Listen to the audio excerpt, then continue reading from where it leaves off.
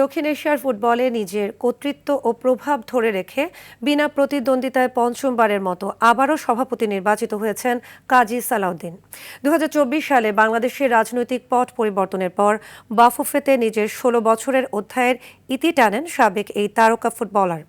তবে বাফুফেতে না থাকলেও ২০০৯ সাল থেকে টানা ১৭ বছর সাফের শীর্ষ পদটি ধরে রাখলেন তিনি। এবার অবশ্য বাংলাদেশের রাজনৈতিক পট পরিবর্তনের কারণে বাংলাদেশের সমর্থন পাননি তিনি।